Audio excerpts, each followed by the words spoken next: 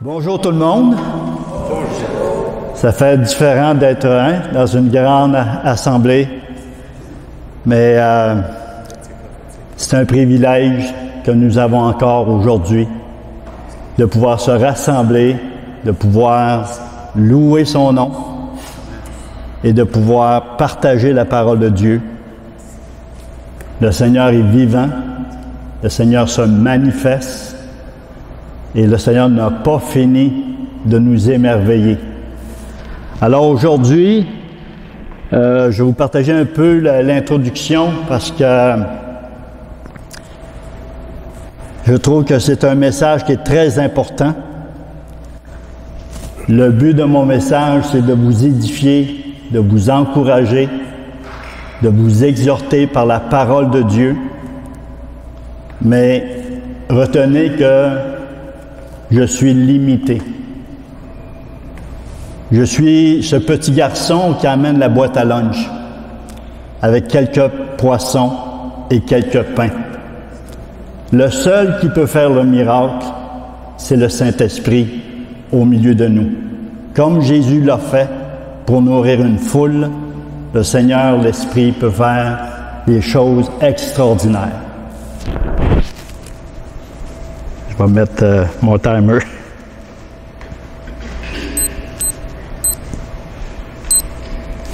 Voilà. Je vais vous parler d'un sujet que j'ai jamais entendu prêcher dans mes 45 années de vie chrétienne. C'est un message, lorsque j'ai pensé à parler, à prêcher aujourd'hui, j'avais 3 sujets dans mon esprit. Et pendant la semaine, je priais, je cherchais le cœur de Dieu, et puis j'avais pas la paix de aucun de ces sujets. Alors ça a augmenté un peu mon stress. Et là, j'ai fait une démarche auprès des frères et des sœurs pour demander de la prière. Parce que je crois à la prière. C'est un privilège que nous avons. La prière,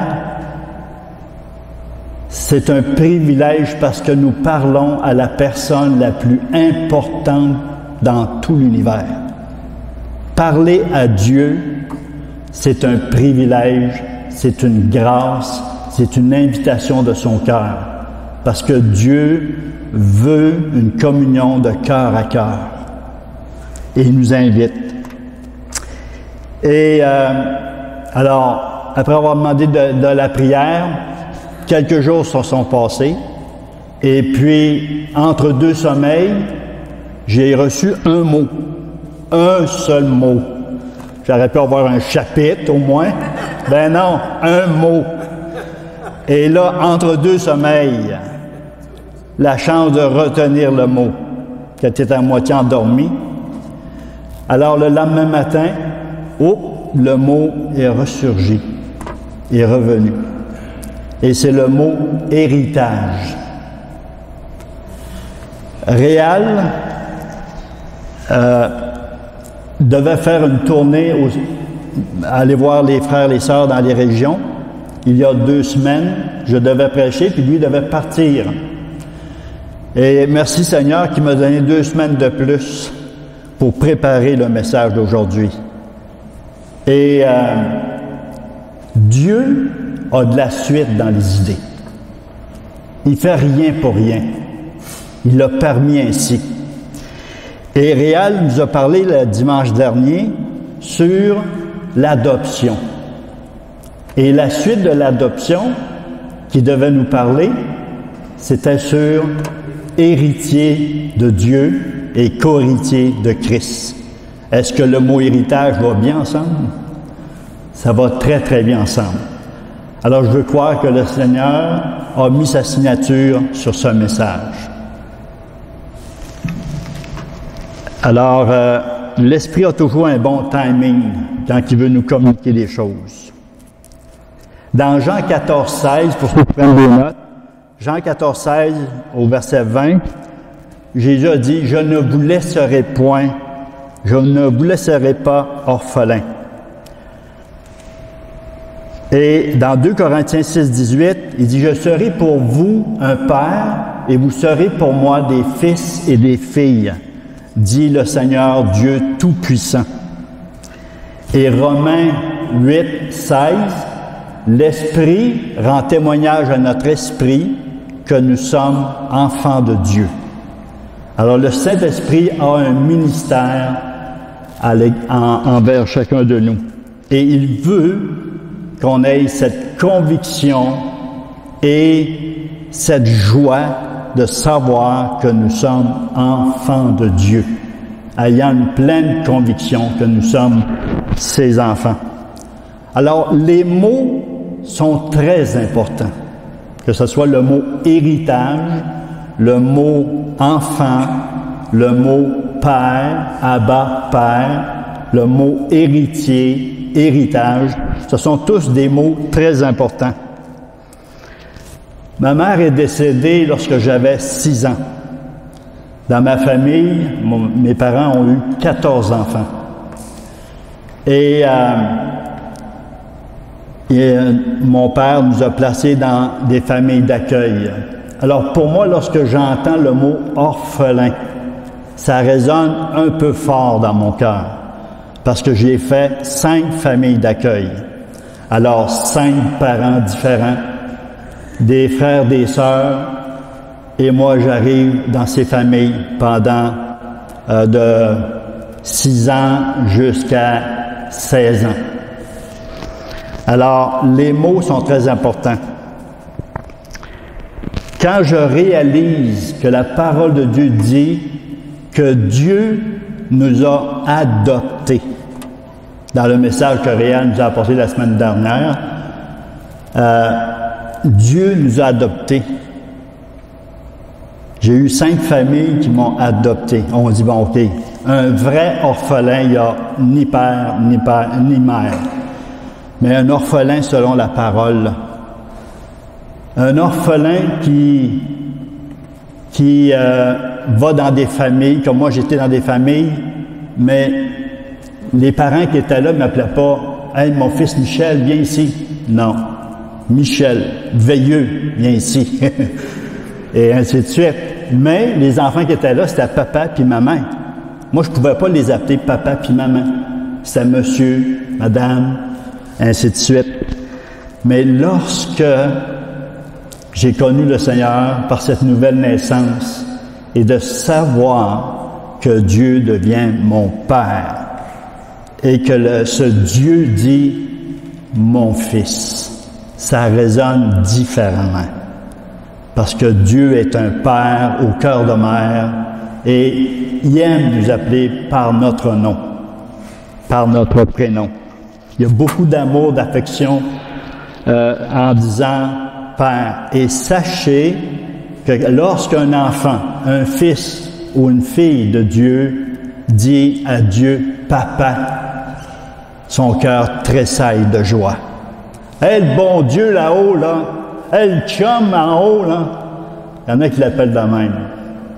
Mais quand tu dis « Papa », j'ai besoin de toi, Papa. Je veux parler avec toi, Papa. Alors, ce n'est pas fini, simplement de savoir qu'on est adopté par Dieu, par un Père qui est parfait, qui pense à nous à tous les jours, qui veut cette communion à tous les jours avec nous, comme si c'était pas assez. D'être accueilli, d'être adopté, Dieu dit, « Je veux que tu sois mon héritier. » Habituellement, c'est les enfants qui ont l'héritage des parents, pas ceux qui sont adoptés, à moins que c'est vraiment des parents très généreux. Mais habituellement, mais Dieu dit, en plus de t'adopter, j'ai aussi un héritage pour toi. Je te déclare mon héritier, mon héritière. Alors, qui dit héritier, dit héritage. Alors, si vous voulez avoir un titre de mon message aujourd'hui, c'est « Héritier, héritière, découvre ton héritage ». J'ai lu dernièrement Josué, puis le livre des Nombres, il y a toute Genèse jusqu'à Josué, mais j'ai été arrêté par Nombres, Deutéronome, puis Josué. Et dans ces livres, Dieu dit à Israël, « Tu es mon héritage ». Dieu s'est pris un héritage. Son peuple, Israël, c'est son héritage. Mais il dit à Israël, « J'ai aussi un héritage pour toi. » Et l'héritage qu'il a donné à Israël, c'est le pays de Canaan. Et à ce moment-là, l'aîné de la famille, de chaque tribu, avait un double héritage. Les filles n'avaient pas le droit d'héritage. Et un jour, il y a des filles, ils s'appellent, si vous voulez avoir un nom pour votre bébé prochainement, là, Tseloshad, fils de la tribu de Manassé. Alors les filles ont été voir Moïse, puis ont dit, dans notre famille, on n'a pas de frère. Fait que pour nous, on n'a pas d'héritage. Alors les filles ont dit, nous, on veut avoir l'héritage de notre père. Alors il dit, ouais, selon la coutume, c'est seulement les fils qui ont des héritages. Alors Moïse, cœur de Dieu, il va consulter Dieu pour cela. Et qu'est-ce que Dieu dit? Moïse accorde à ses filles l'héritage de leur père. Bonne nouvelle, les fils et les filles ont droit à l'héritage. Alors on va pouvoir les remercier, ces femmes-là, de s'être levées pour avoir l'héritage pour les filles. Les filles de cette famille ont reçu un héritage.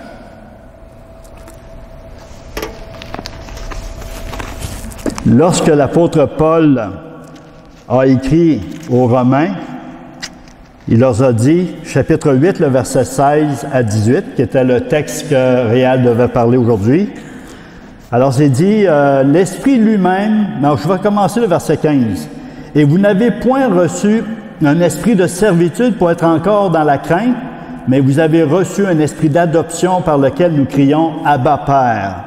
L'Esprit lui-même rend témoignage à notre esprit que nous sommes enfants de Dieu.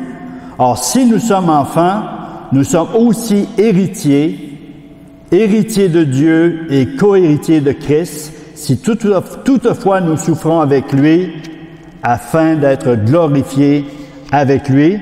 Et je descends au verset 23. Et ce n'est pas elle seulement parlant de la terre, mais nous aussi qui avons les prémices de l'Esprit, nous aussi nous soupirons en nous-mêmes en attendant l'adoption, la rédemption de notre corps. Et lorsque l'apôtre Paul a voyagé, a fait ses voyages missionnaires, à un moment donné, il a donné un témoignage de sa visitation lorsque Jésus lui a apparu avant qu'il se convertisse. Saul de Tarse a été rencontré par le Seigneur et Ananias lui avait donné un message de la part du Seigneur. Et voici ce que l'apôtre Paul dit dans Acte 26 et le verset 15 à 18. « Je répondis, « Qui es-tu, Seigneur? » Et le Seigneur dit, « Je suis Jésus que tu persécutes. Mais lève-toi et tiens-toi sur tes pieds, car je te suis apparu pour t'établir ministre et témoin des choses que tu as vues et de celles pour lesquelles je t'apparaîtrai. Je t'ai choisi du milieu de ce peuple et du milieu des païens vers qui je t'envoie, afin que tu leur ouvres les yeux pour qu'ils passent des ténèbres à la lumière, de la puissance de Satan à Dieu, pour qu'ils reçoivent, remarquez ici, pour qu'ils reçoivent par la foi en moi le pardon des péchés et l'héritage avec les sanctifiés. Il faut qu'ils reçoivent le pardon des péchés et l'héritage des sanctifiés. As-tu déjà été un héritier et expérimenté le don d'un héritage? Sans réponse. Moi, ça m'est arrivé 3 fois.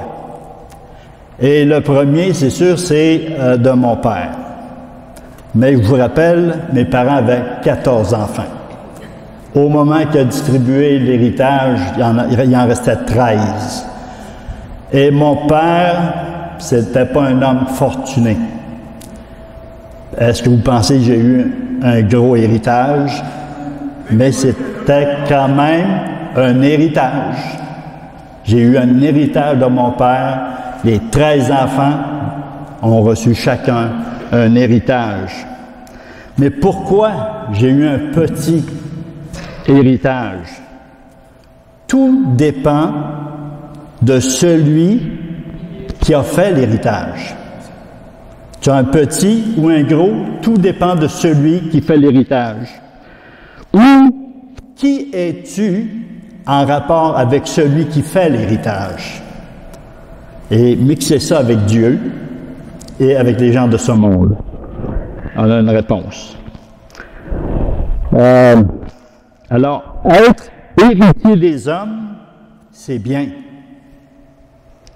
Mais être héritier de Dieu, cela est incomparable.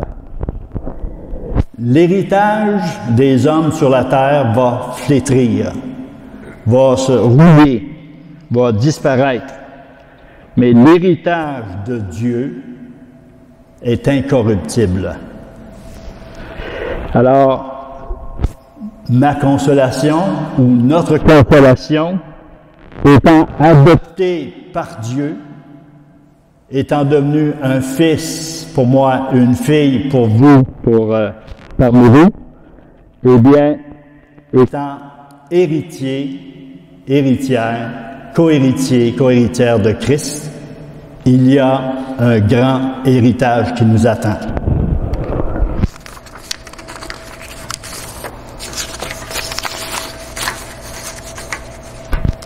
Maintenant, découvrons ensemble l'héritage de Dieu.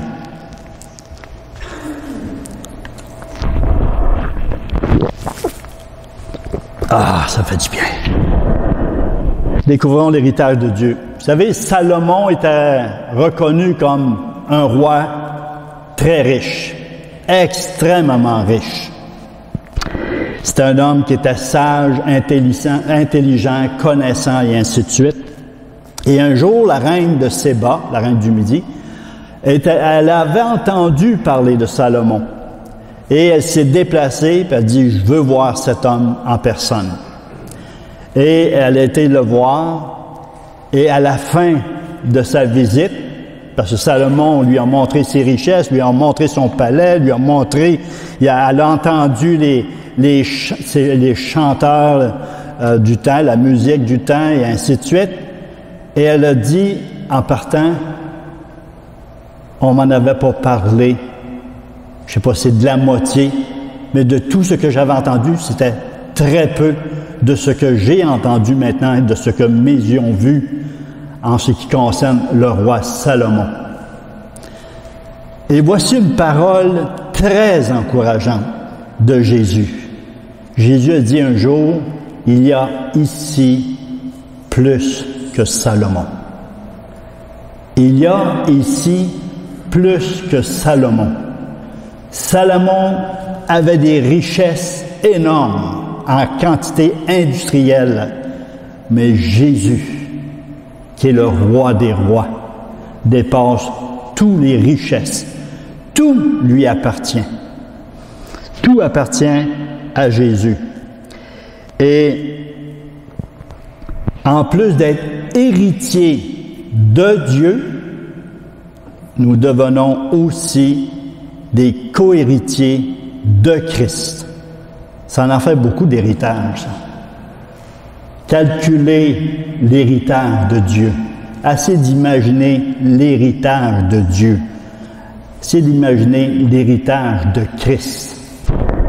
Et j'ai été surpris lorsque j'ai regardé la parole de Dieu de savoir que, wow! Parce que avant d'étudier ce sujet-là, que j'avais jamais entendu parler, je ne m'étais pas arrêté à ce sujet-là parce que je croyais que l'héritage, c'était une fois que j'étais mort.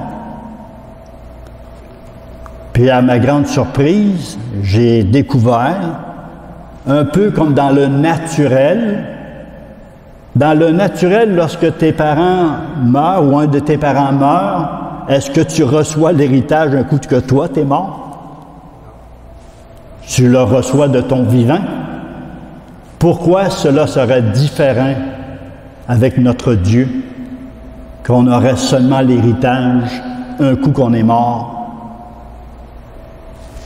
Et c'est le verset de Hébreux, chapitre 9, qui m'a... Wow! J'ai trouvé ça assez intéressant. Hébreux.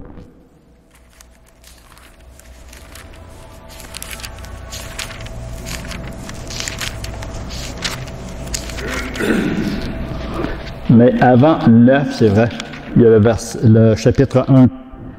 Le verset 2 de Hébreux 1, « Dieu, dans ces derniers temps, nous a parlé par le Fils, qu'il a établi héritier de toutes choses, par lequel il a aussi créé le monde. » Et le chapitre 9, versets 16 et 17, « Car là où il y a un testament, il est nécessaire que la mort du testateur soit constatée. Un testament, en effet, n'est valable qu'en cas de mort, puisqu'il n'a aucune force tant que le testateur vit. » Alors, wow, j'ai dit, qui est notre testateur? Qui est celui qui a fait un testament? On le nomme Jésus, le roi des rois.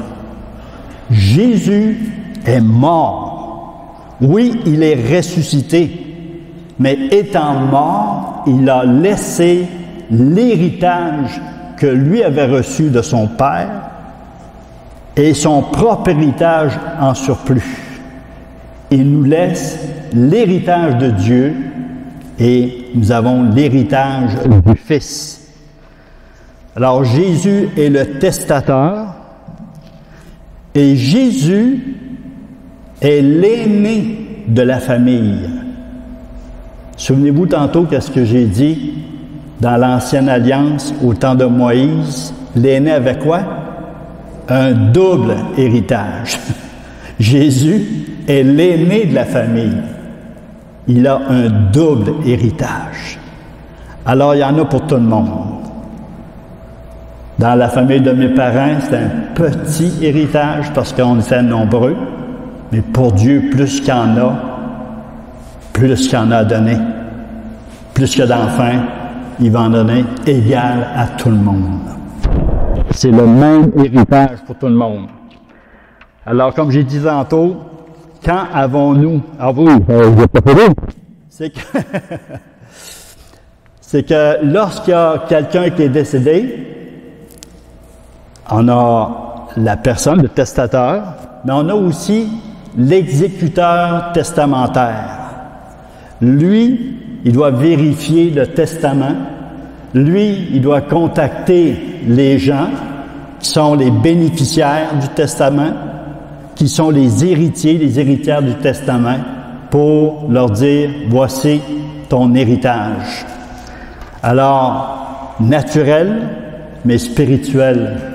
L'exécuteur testamentaire, c'est qui? C'est le Saint-Esprit.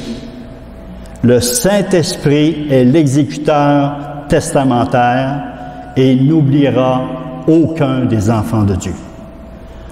Aucun ne sera oublié dans son testament pour son héritage. Et qui sont les héritiers, sinon tous les enfants du Père, fils et filles du Père, et tous les frères et sœurs de Jésus-Christ qui reçoivent l'héritage. Maintenant, il y a environ 2 ans, j'ai entendu une expression, et vous l'avez entendu sûrement parce que vous êtes dans la même église que moi, le maintenant et le pas encore. Vous avez déjà entendu cette expression-là? Le maintenant et le pas encore.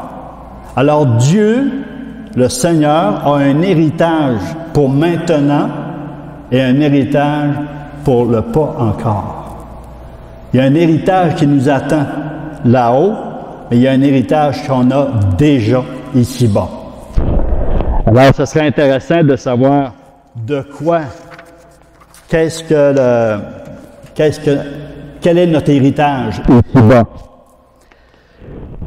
L'apôtre Paul, dans Éphésiens 1, le verset 15 à 18, vous avez déjà entendu ça, l'apôtre Paul disait qu'il rendait grâce au Père de gloire, et il priait pour que les chrétiens de l'Église d'Éphèse puissent avoir un esprit de sagesse et de révélation, que Dieu puisse illuminer les yeux de leur cœur afin qu'ils sachent, afin qu'ils voient ce que Dieu a en réserve pour chacun d'eux.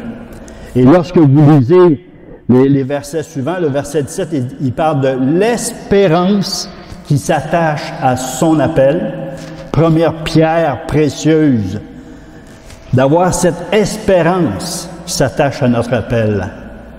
Sans espérance, on va pas loin. Mais Dieu a déposé déjà dans nos cœurs cette espérance vivante qu'un jour nous verrons le Seigneur face à face, que nous serons avec lui dans le royaume de Dieu. Deuxième pierre précieuse, le verset 18, il dit la riche. Écoutez bien, moi ça. L'apôtre Paul là, avait reçu la révélation de ces choses-là, puis il priait, puis il dit je prie que Dieu ouvre les yeux de vos cœurs. Et le deuxième, il dit la richesse de la gloire de son héritage qu'il réserve aux saints. Je répète, c'est tellement beau. La richesse de la gloire de son héritage qu'il réserve aux saints. Dieu a un héritage, une richesse de gloire. Et le troisième, l'infinie grandeur de sa puissance. Il nous a donné ces 3 pierres précieuses dans l'héritage ici-bas. Alors, dès notre nouvelle naissance, nous recevons cet héritage. Quand on parle d'héritage, si on veut mettre seulement un mot, c'est le salut de Dieu. Nous, on peut avoir réduit ça, le salut de Dieu, disant, je suis sauvé, pardonné, puis je vais au ciel, ça finit là. C'est ça le salut. Le salut de Dieu comme Dieu le voit, comme l'apôtre Paul essaye de voir et essaye de le communiquer parce qu'il en a reçu la révélation. Le salut de Dieu, on ne pourra pas le voir dans toute sa profondeur, dans toute sa richesse ici-bas. On est ensemble, on connaît d'autres chrétiens, tout ça, puis des pasteurs, puis du monde qui prêche, puis on n'a pas fini encore de découvrir toute la richesse du salut de Dieu. Et ce salut de Dieu, c'est l'héritage que Dieu nous a donné, qui commence ici-bas. Et si on peut donner quelques points de cet héritage qu'on a déjà pris, qu'on a ajouté foi, on pense à notre pardon des péchés. Est-ce qu'on va attendre au ciel pour être pardonné de nos péchés? Ou déjà ici-bas, nous pouvons puiser dans l'héritage de Dieu et du Christ et d'être pardonnés de nos péchés, de tous nos péchés. Ensuite du pardon, la vie éternelle. Ah, j'ai la vie éternelle! Ça veut dire quoi? La vie éternelle, c'est une vie de qualité. C'est une vie supérieure. C'est la vie du Fils. La même vie que Jésus a vécue, c'est de goûter à cette vie éternelle avec tout ce que ça comprend, la vie éternelle. Et elle commence ici-bas, et elle va se continuer éternellement. D'autres choses par rapport à l'héritage ici-bas, notre nouvelle identité. Dieu nous appelle ses fils et ses filles. Vous savez, sur la terre, il n'y a rien qui dépasse plus que cette identification-là. Cette identité d'être un fils. Être fils de la reine Élisabeth, c'est pas pire. Fils ou fille de, je sais pas, on va dire la fille de Céline Dion, si c'est votre idole, c'est pas pire. Mais là, Dieu, dans sa parole, dit que nous sommes fils de Dieu, filles de ce Dieu tout-puissant. Moi, là, des fois, je m'arrête, je me ferme les yeux, je fais seulement penser à ça. Je suis un fils. Je suis ton fils. Wow! Je capote. Ça bouillonne en dedans d'action de grâce, puis de louange, puis je suis pas digne de ça. Non, c'est une grâce, ça fait partie de l'héritage. D'être habité par l'Esprit de Dieu. Lorsqu'on va être enlevé, on va être avec le Seigneur au ciel, l'Esprit de Dieu va être là, mais ici-bas, l'Esprit de Dieu nous habite. Partout où tu marches dans ce monde, tu es habité par l'Esprit de Dieu. Et Dieu, le Saint-Esprit, voit tout. Puis toujours, c'est le meilleur professeur en passant. C'est lui qui nous enseigne toutes choses. On peut le questionner, il y a toujours les réponses.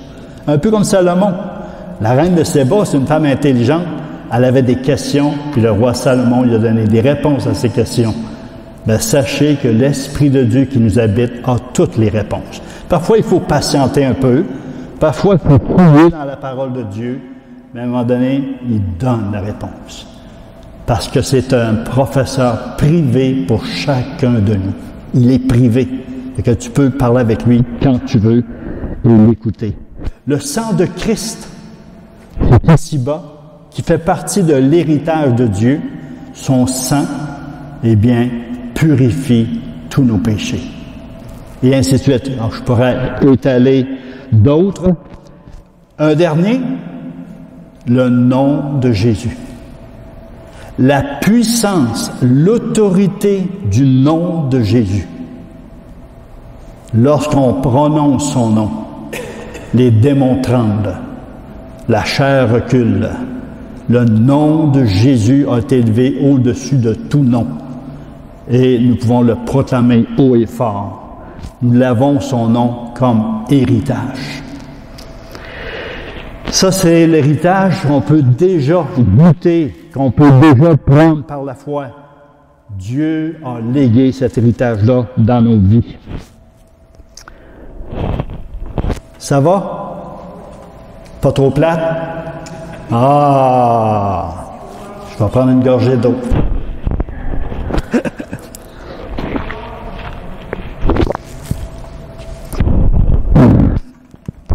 Fait que dans le naturel,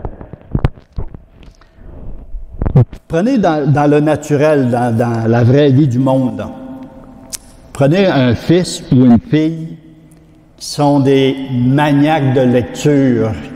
Je pense à mon épouse, elle lit. Ah! Depuis que je la connais, depuis qu'on est mariés, les livres, c'est incroyable. Gabriel, mon fils, des livres à tonnes. Ses filles, à tonnes. Puis il y en a qui aiment lire, puis ils lisent beaucoup. Imaginez que cette personne qui aime lire, que son père ou sa mère lui donne comme héritage sa bibliothèque. Mais sa bibliothèque, là, c'est la bibliothèque de Montréal. Je ne sais pas si vous avez déjà visité la bibliothèque de Montréal. Il y en a-tu des livres? Il y en a une tonne. Bien, ton père, là, c'est le propriétaire de cette bibliothèque. Puis il délègue à sa fille, à son fils, cette bibliothèque-là. Est-ce que ça va les rendre heureux? Ils vont être contents. wow, une abondance de livres. Mais dans le spirituel, Dieu dit, je vais t'en donner seulement un seul livre, mon testament. Testament pour mon peuple d'Israël, mais testament aussi pour mon Église, pour les membres du corps de Christ. Et dans ce livre, pour t'amuser un petit peu, pour faire un peu différent, j'en ai mis 66. Il y en a des très courts, puis il y en a un petit peu plus longs. D'autres sont compliqués, mais il y en a pour tout le monde, de toutes sortes de sujets. Et je les fais traduire dans des centaines, même milliers de langues, pour que tout le monde comprenne, qu'il est capable de lire c'est quoi mon héritage. Imaginez, donne un livre, mais tu n'es pas hâte de le lire. Tu ne sais pas c'est quoi ton héritage. Alors Dieu est sage, intelligent. Il a tout renfermé dans ce livre-là. Alors, il nous a son livre. 1 Corinthiens 3, vous voulez savoir, encore par rapport à l'héritage, 1 Corinthiens chapitre 3,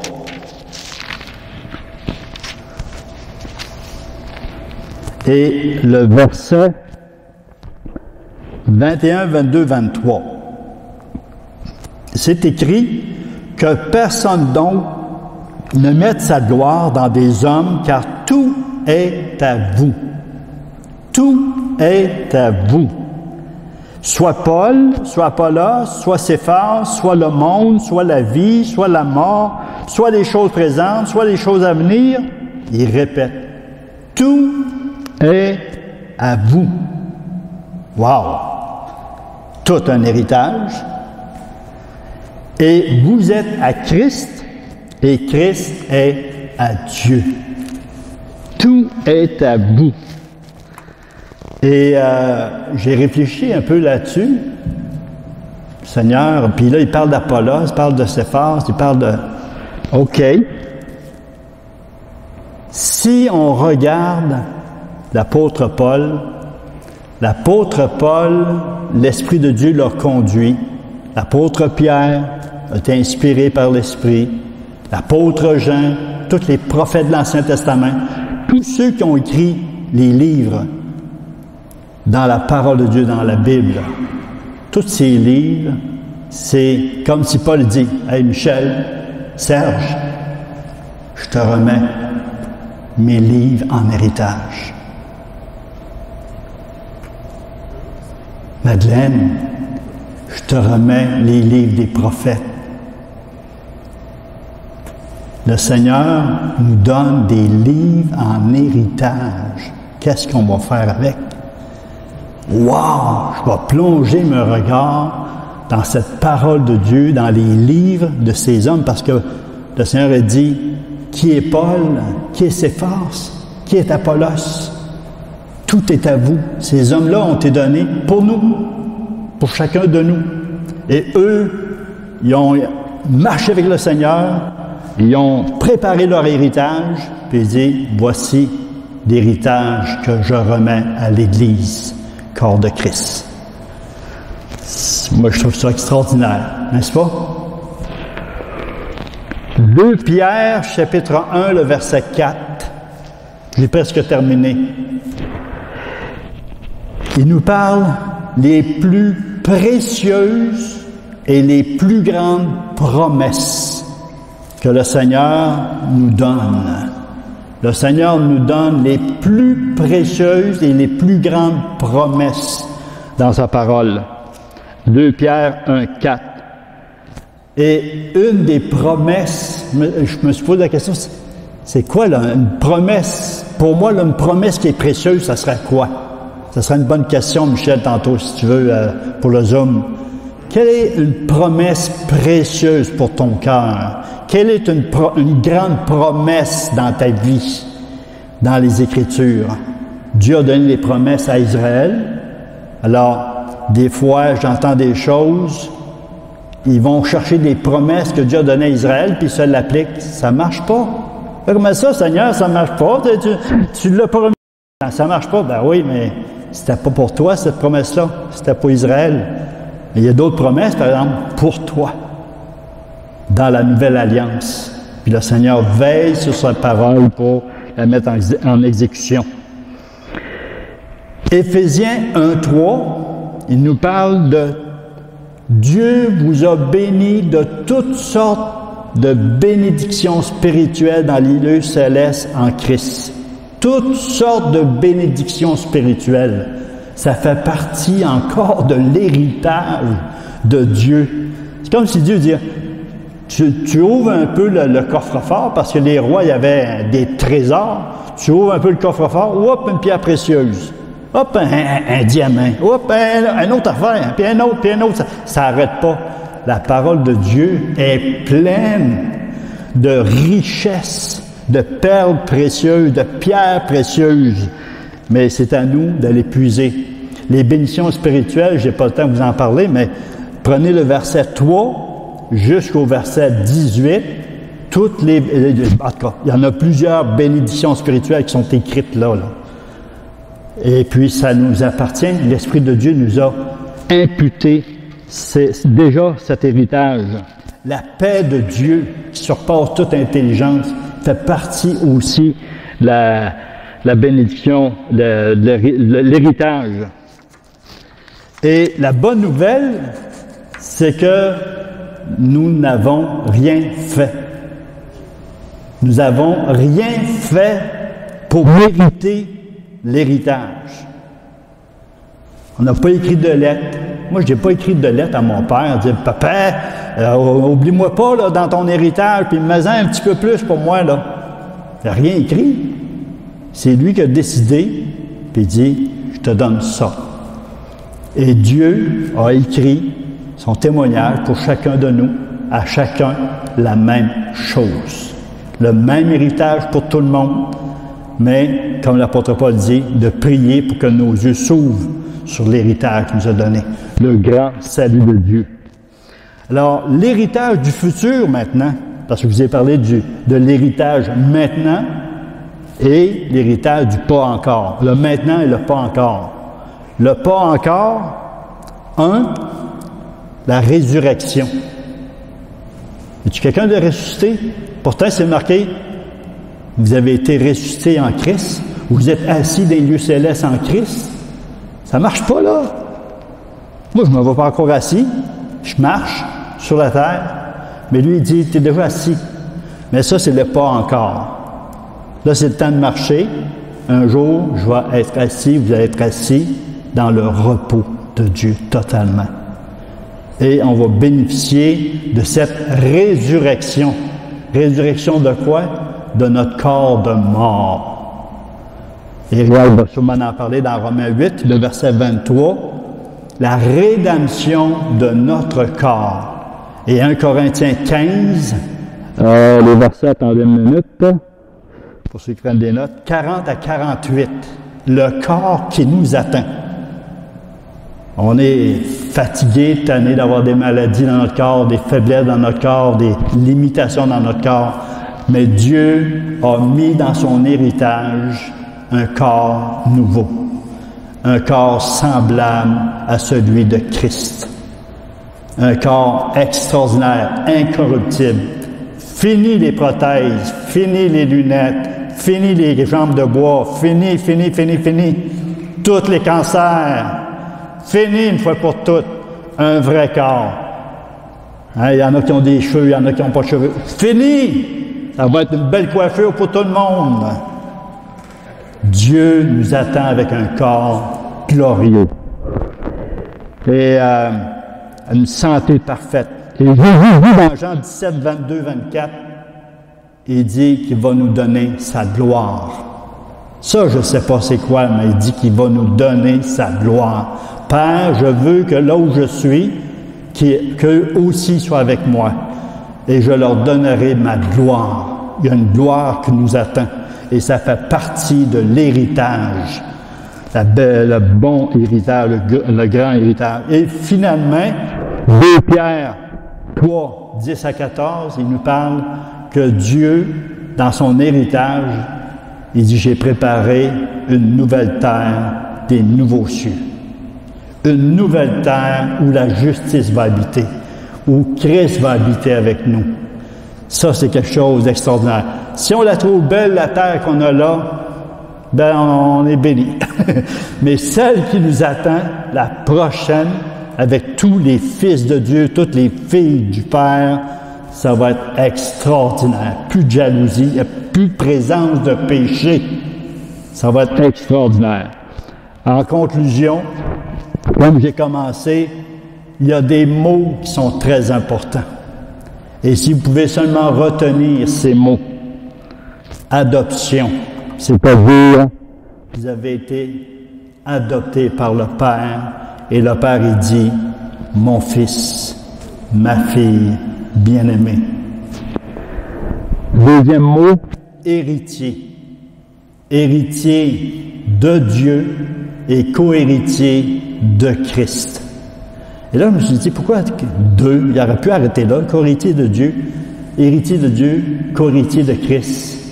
Christ a une épouse, et son épouse est sur la terre, et le Christ a un héritage pour elle, ici-bas, et un héritage là-haut lorsqu'il va l'avoir. Et troisième mot, héritage, pensez le maintenant et le pas encore. Mais profitez de votre héritage. Faites pas comme certains qui ont un héritage, mais ils ne le touchent pas. Ils ont un héritage, mais ils sont ignorants de leur héritage. Enfants de Dieu. Célébrons la grâce de Dieu pour cet héritage qu'il nous a laissé. Et tout cela parce que Christ a payé le prix de l'héritage. Amen. Amen. Eh bien, Seigneur, nous te disons merci, merci et merci.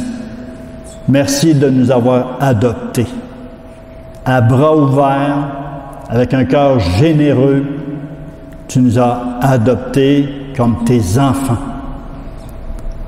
Et tu nous as donné d'être tes fils et tes filles. Et nous te disons 1000 fois merci. Merci pour ce grand héritage qui, à nos yeux, nous dépasse. Mais nous demandons l'aide de ton esprit afin de découvrir encore davantage cet héritage ici-bas et d'attendre celui là-haut qui nous permettra encore d'avoir un corps nouveau, ressuscité, glorifié. Seigneur, reçois toute notre reconnaissance. Amen.